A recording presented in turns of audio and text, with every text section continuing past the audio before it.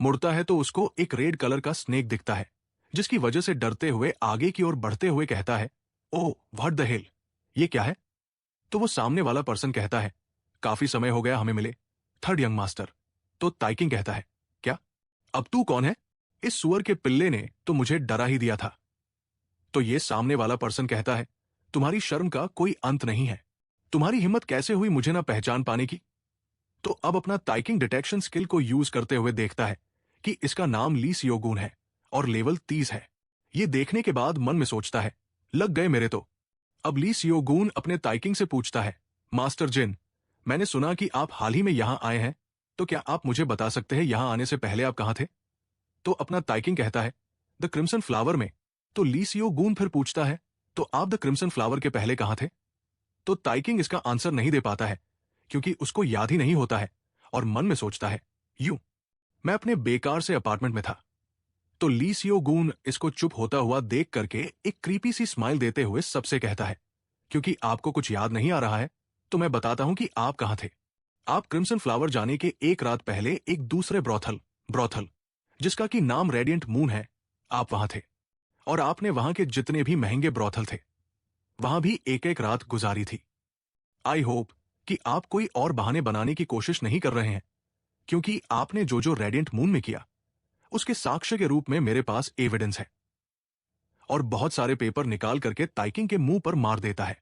तो इन पेपर्स की ओर देखते हुए ताइकिंग मन में सोचता है, शिट, मैं माफी मांगने और इस झंझट से बाहर निकलने की प्लानिंग कर रहा था, लेकिन किसने सोचा होगा कि उसने इतने सारे एविडेंस को कलेक्ट किया होगा। तो अब ताइकिंग उन एविडेंस को पढ़ता है, जिसमें से पहले एविडेंस पे लिखा होता है, मास्टर जिन नशे की धुत हालत में किसी के कमरे में चला गया, और उस कमरे में से उसने कहा कि मैंने अब इसकी अच्छे से बजा डाली है।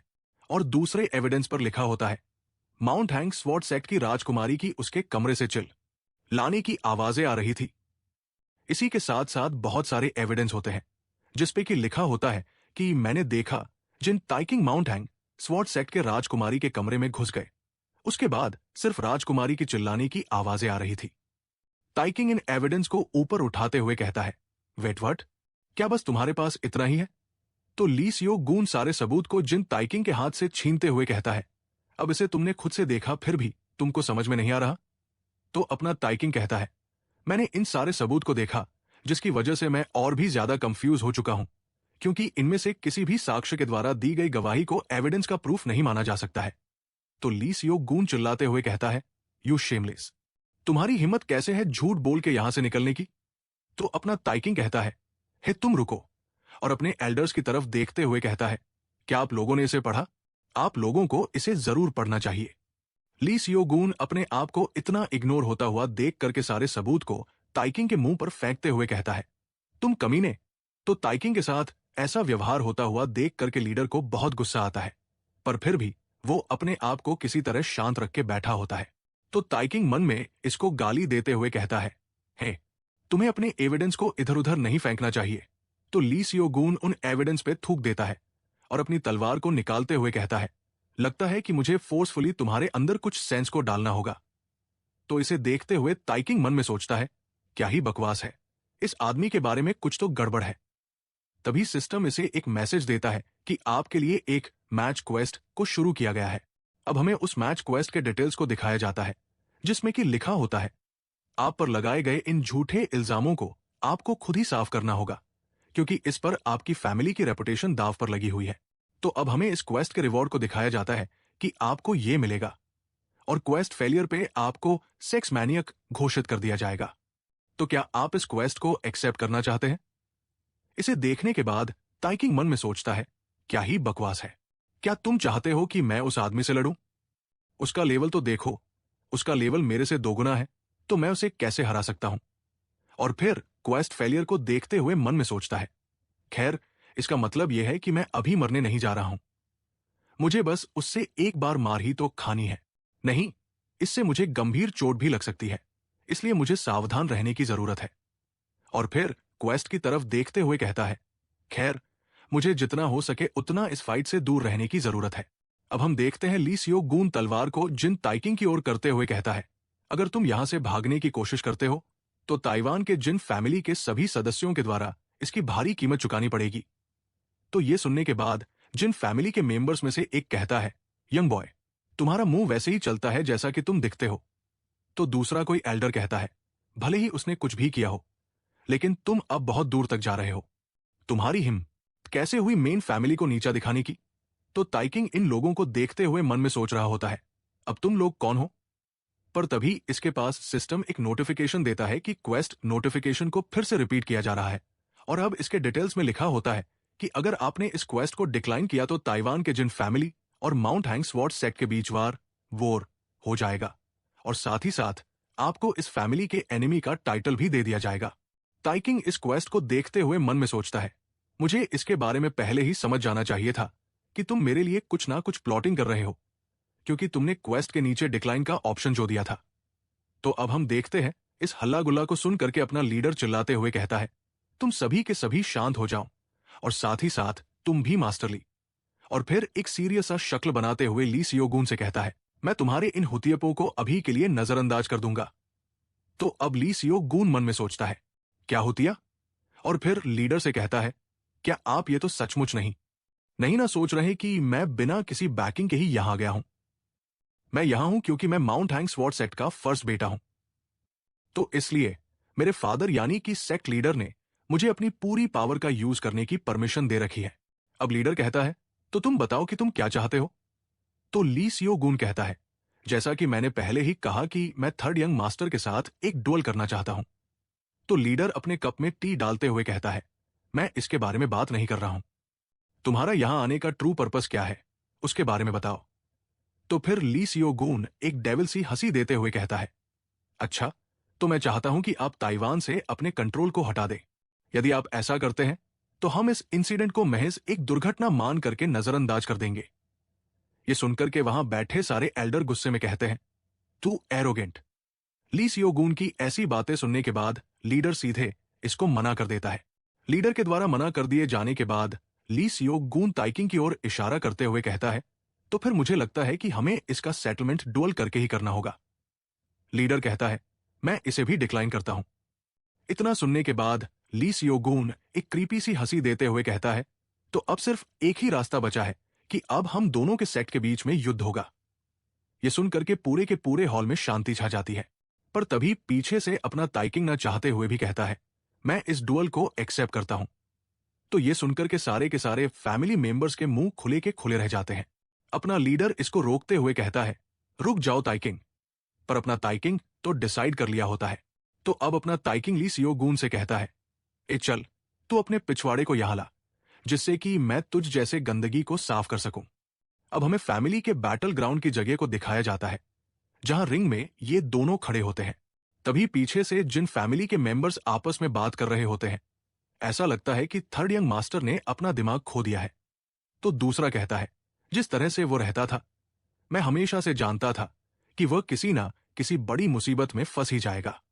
अब अपना ताइकिंग ली सियोगून को देखते हुए मन में घबराते हुए सोचता है, आई नो कि मैंने कहा था कि मैं इस मैच को एक्सेप्ट करूंगा, लेकिन वो मुझसे 16 लेवल ज्यादा है और उसका ब्लड लस्ट इतना इंटेंस है कि उसके बारे में कुछ कहने की जरूरत ही नहीं है। तो बताओ मैं इस पॉइंट पे कैसे नहीं मारा जाऊंगा? ये सारी बातें सोच सोच करके अपना ताइकिंग इतना ज्यादा घबरा गया होता है कि इसकी आंखें तक सफेद हो गई होती है। तभी सिस्टम इसको एक नोटिफिकेशन देता है कि आप डर के इफेक्ट से अफेक्टेड हो चुके हैं। तभी इसका बड़ा भाई इसको मोटिवेट करते हुए कहता है, मेरे छोटे भाई, तुम रिलैक्स हो जाओ और लंबी लंबी सी सांसें लो। और हां, चिंता तो मत ही करो, मैं देखूंगा कि अगर तुम किसी डेंजर में हो तो मैं तुरंत तुम्हारे पास चला आऊंगा। भाई लोग, ये सारी बातें ताइकिंग को स्पिरिचुअल सेंस के द्वारा अपना लीडर कह रहा होता है, जिसकी वजह से सिर्फ ताइकिंग को ही ये बातें सुनाई दे रही होती है। अपना लीडर आगे कंटिन्यू करते हुए कहता है कि अगर वो बस्टर्ड मेरे छोटे भाई पर किसी भी तरह का थ्रेट करता है तो मैं उसकी हड्डियों को तोड़ के रख दूंगा। क्या तुम सुन रहे हो मेरे भाई? इसलिए तुम ज्यादा परेशान मत हो, बस आराम से सावधानी पूर्वक सारी चीजें करो। तुम कर सकते हो मेरे छोटे भाई जिन ताइकिंग। तो ये सुनने के बाद अपना ताइकिंग शांत होते हुए मन में सोचता है, वेल, अब मुझे लगता है कि मैं अब नहीं मारा जाऊंगा, लेकिन फिर भी मुझे अपने गार्ड्स को डाउन नहीं करना है। तो अब अपने ताइकिंग को अपना लंबा वाला भाला पकड़े अपने पोजीशन में आते हुए देख कर ली सियोगून कहता है, मास्टर जिन, इसे शुरू करने से पहले मुझे आपसे कुछ पूछना है। और फिर ये क्रीपी सी हंसी देते हुए कहता है, तुम्हारे अंदर इस मैच को एक्सेप्ट करने के लिए इतना कॉन्फिडेंस कहां से आया? जहां तक मुझे पता है कि तुम मार्शल आर्ट्स के बेसिक के बारे में भी नहीं जानते हो। तुम तो सिर्फ भागना जानते हो। ताइकिंग सोचता है कि अगर मैं इस मैच को डिक्लाइन करता तो मैं टेम्परेरी सेफ हो जाता, लेकिन मेरे डिक्लाइन करने की वजह से माउंट हैंग, स्वॉर्ड सेक्ट और ताइवान के बीच युद्ध होता और मैं इन दोनों फैक्शंस का एनिमी बन जाता। तो मैं कितनी भी कोशिश कर लूं, इन दोनों के द्वारा अंत में किसी ना किसी तरह से मैं मार दिया जाता। लेकिन अगर मैं इस मैच को एक्सेप्ट करता हूं और मार खाने से बचता रहता हूं, तो मेरे पास एक ना एक चांस होगा कि मैं जिंदा बच जाऊं, क्योंकि मेरे पास लेवल अप सिस्टम जो है। ये सारी चीजें सोचने के बाद अपना ताइकिंग ली सियोगून से कहता है, मुझे ऐसा लगा कि मैं कम से कम तुम जैसे लोगों को तो हरा ही सकता हूं। तो ये सुनकर ली सियोगून जोर जोर से हंसते हुए कहता है, क्या ही इग्नोरेंट है। मुझे लगता है कि तुम्हारे अंदर थोड़ी बहुत तो प्राइड है। अब अपना ताइकिंग कहता है, क्या मैं भी तुमसे कुछ पूछ सकता हूं? तो ली सियोगून कहता है, श्योर, मैं इसे जरूर सुनूंगा, क्योंकि ये तुम्हारे लास्ट वर्ड जो होंगे। अपना ताइकिंग एक क्रीपी सी हंसी देते हुए कहता है, इस पूरे के पूरे सिचुएशन को तुमने ही मेरे लिए सेटअप किया है। क्यों, मैंने सही कहा ना? तो ये सुनकर ली सियोगून के होश उड़ जाते हैं, पर अपने आप को किसी तरह संभालते हुए ताइकिंग पर चिल्लाते हुए कहता है, ये तुम क्या बकवास कर रहे हो? तो इसको ऐसा रिएक्शन देता देख ताइकिंग कंफर्म हो जाता है कि यही है जिसने ये सारी चीजें प्लॉट की है। इधर हम देखते हैं कि ली सियोगून काफी गुस्से में अपनी तलवार को लेकर उछलते हुए इस पर हमला कर देता है, पर अपना ताइकिंग अपने लंबे भाले को आगे लाकर अपने आप को डिफेंस करता है। फिर ली सियोगून और भी कई सारे हमले करते हुए कहता है, मर जायू। पर अपना ताइकिंग इसके सारे हमलों को अपने लंबे वाले भाले से डिफेंस करते हुए मन में सोचता है, ये काफी ज्यादा स्ट्रांग है। अब हम देख ही पाते हैं कि अपने ताइकिंग को डिफेंस करने में थोड़ी बहुत स्ट्रगल होने लगती है, पर तभी ली सियोगून इस पर हमला कंटिन्यू करते हुए कहता है, मैं तुम्हें अभी भी एक मौका देता हूं कि तुम मुझसे माफी मांग लो, तो मैं तुम्हारे एक हाथ के बदले तुम्हें माफ कर दूंगा। पर अपना ताइकिंग इसके सारे हमलों को डिफेंस करते हुए मन में सोचता है, लेकिन पता नहीं किसी रीजन की वजह से मुझे ऐसा लगता है कि मैं कर सकता हूं। और फिर ली सियोगून के एक बहुत ही पावरफुल हमले को रोकते हुए कहता है, इंटरेस्टिंग, मैं इस बात से क्यूरियस हूं कि मेरा अटैक कितना पावरफुल होगा। और फिर अपने भाले की निचली वाली डंडी से दे मारता है, जिसकी वजह से वहां उपस्थित सभी के सभी लोग चौंक जाते हैं। अब हम देखते हैं कि ली सियोगून के मुंह से खून निकल रहा होता है, तो वो काफी गुस्से में कहता है, नॉट बैड, नॉट बैड, अब मैं तुझको फाड़ के रख दूंगा। तो अपना ताइकिंग इसकी ऐसी बातें सुनकर एकदम शांतिपूर्वक कहता है, अब तेरे लगने वाले हैं। और फिर एक डेविल सी हंसी देते हुए कहता है, बेहतर होगा कि तू अपने आप को प्रिपेयर कर ले, क्योंकि अब मैं तुम्हारी जैसी गंदगी को साफ करने वाला हूं। तो जैसे ही ताइकिंग का डर खत्म होता है, वैसे ही सिस्टम इसको एक नोटिफिकेशन देता है कि आपके ऊपर से डर का इफेक्ट खत्म हो चुका है। अब ली सियोगून अपने पर्सपेक्टिव से कुछ चीजें सोच रहा होता है कि मेरा जन्म माउंट हैंग स्वॉर्ड सेक्ट के फर्स्ट सन के रूप में हुआ, जिसकी वजह से मैंने बचपन से ही स्वॉर्ड चलाना सीखा है। मैं कोई प्रोडिजी तो नहीं था, लेकिन ट्रेनिंग में मेरे द्वारा हार्ड वर्क किए जाने की वजह से मैं बहुत कम उम्र में ही फर्स्ट रैंक का वॉरियर बन गया था। और मैं फर्स्ट रैंक पर पहुंचने की वजह से मैं अपनी फैमिली की होप बन गया, और मैं जहां भी गया मेरे पीछे पीछे ग्रेट फॉर्च्यून भी साथ साथ आने लगा। वर्तमान में ताइवान के जिन फैमिली के साथ हमारे कुछ ऐसे इश्यूज हैं जिसका उपयोग हम लोग शांगसी प्रोविंस में अपनी पावर को बढ़ाने के लिए कर सकते हैं, जिसकी वजह से मैंने इस बस्टर्ड, जिसका रेपुटेशन पहले से ही खराब है, इसको लेकर एक प्लॉट को जारी किया। बाद में जिन फैमिली या तो डुअल को एक्सेप्ट करती या विड्रॉ करती या फिर वार होता, तीनों ही केस में जिन फैमिली की रेपुटेशन खराब होती, क्योंकि अगर जिन फैमिली डुअल को एक्सेप्ट करती तो जिन ताइकिंग, जो कि पहले से ही कमजोर है, वो 100% हार जाता। लेकिन ये किस तरफ से कमजोर लग रहा है, अभी वो इतनी सारी चीजें सोच ही रहा होता है कि तभी अपने ताइकिंग का एक जोरदार किक इसके पेट में आकर लगता है, जिसकी वजह से वो उड़ते हुए दूर जाकर गिरता है। ली सियोगून अपने आप को किसी तरह संभालते हुए अपनी तलवार को लेकर ताइकिंग पर फिर से हमला कर देता है, पर अपना ताइकिंग इसके सारे हमलों को डॉज करते हुए अपने लंबे भाले से कभी इसके पैर पे मारता है, कभी इसके पेट में मारता है, तो कभी उसके मुंह पे मारता है। अपने मास्टर को ऐसा पिटता हुआ देखकर ये सभी अपनी अपनी तलवार को निकालकर और टेबल को फेंकते हुए चिल्लाकर कहते हैं, इस मैच को रद्द कर दिया जाए।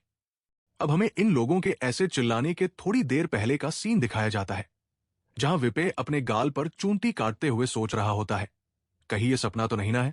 क्योंकि मैं ये क्या देख रहा हूं? माउंट हैंग स्वॉर्ड सेक्ट का उत्तराधिकारी ली सियोगून भी मार खा रहा है। और इसको पीटने वाला कौन है? हमारा थर्ड यंग मास्टर, जो कि बड़ी मुश्किल से ही थर्ड ग्रेड का वॉरियर बन पाया था। आई मीन, मेरा मतलब यह है कि मैंने पिछले कुछ दिनों से उसे दिन रात ट्रेनिंग करते देखा है।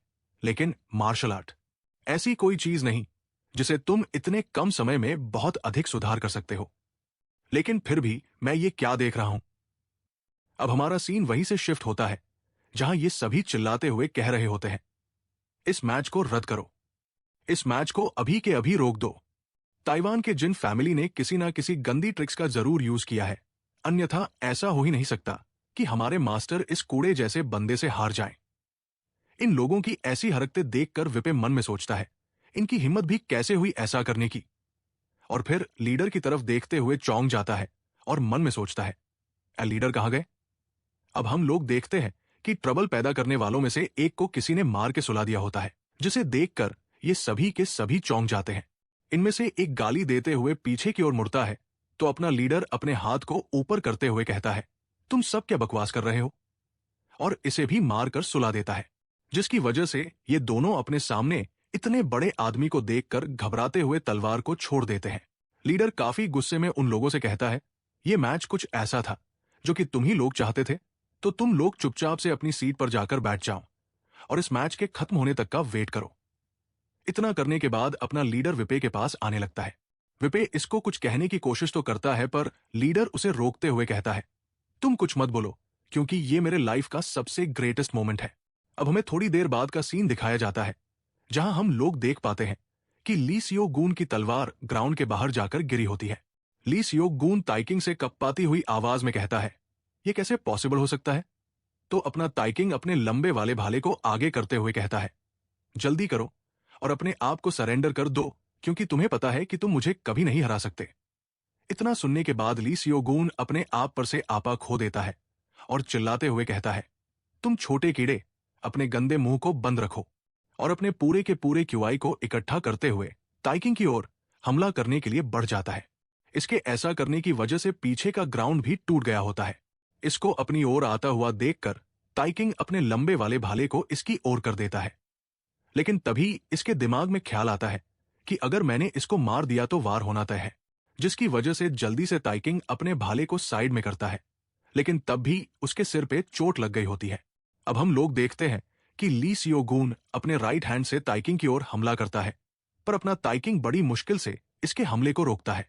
लेकिन ये क्या, राइट हैंड वाला हमला असली होता ही नहीं है।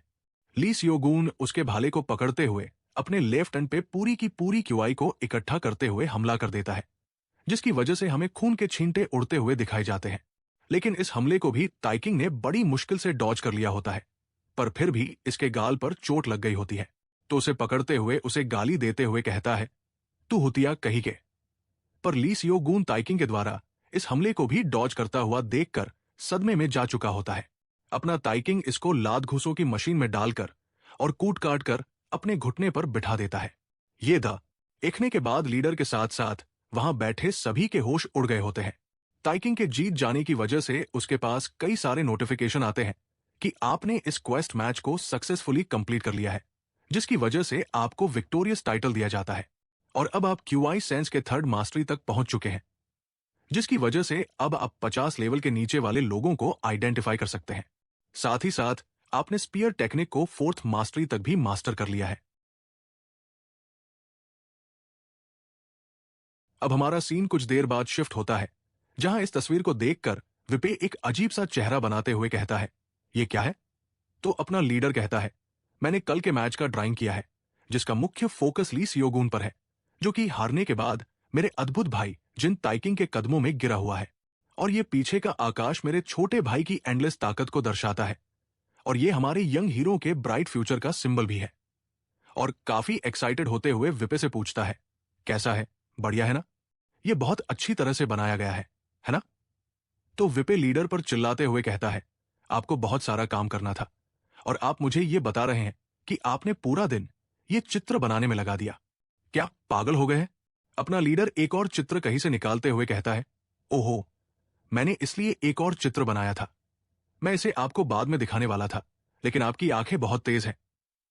अब हम लोग देखते हैं कि विपे जैसे ही लीडर पीछे की ओर मुड़ा होता है, वैसे ही उस चित्र को फेंक देता है। अपना लीडर पीछे मुड़ते हुए कहता है, इस मैच के बाद क्या हुआ इसके बारे में अगर मैं बताऊं, तो अपना यंग हीरो इस मैच से ज्यादा संतुष्ट नहीं था, इसलिए वो अपनी ट्रेनिंग पर फिर से वापस लौट गया। विपे कहता है, हाँ, मुझे ये मानना तो पड़ेगा कि थर्ड यंग मास्टर के द्वारा इन सारी चीजों को करता देख मैं काफी सरप्राइज हो गया था। अब मैं अगर ध्यान से देखूं तो हमारे थर्ड यंग मास्टर पूरी तरह से चेंज हो चुके हैं। इतना सुनकर अपना लीडर चमचमाती हुई नजरों से देखते हुए कहता है, किसने सोचा था कि एक दिन ऐसा भी आएगा कि मेरा छोटा भाई अंततः एक डिवाइन बाज बनकर उभरेगा। इतना कहने के बाद अपना लीडर हाथ को ऊपर करते हुए काफी एक्साइटमेंट में कहता है, विपे, क्या तुम हमारे ताइकिंग के मजबूत पंखों की फड़फड़ाहट को नहीं सुन सकते? अभी वो इतना कह ही रहा होता है कि तभी इसके हाथ में मैसेंजर कबूतर आकर बैठ जाता है। लीडर उस कबूतर के द्वारा लाए गए चिट्ठे को पढ़ते हुए कहता है, एक मुसीबत आ चुकी है।